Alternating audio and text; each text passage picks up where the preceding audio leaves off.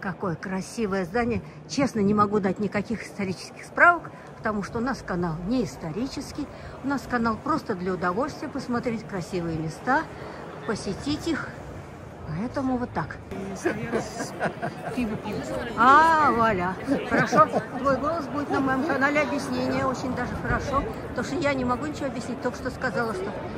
Да. Стоят люди, отдыхают, вышли. Закончился рабочий день. Народ расслабляется, пьет пиво. Здесь это все нормально. Наверное, пойдет покушает. И место очень красивое. Вы видите, сколько народу?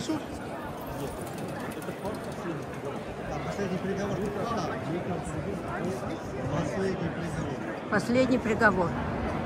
Куча народу. А я думаю, это осужденный.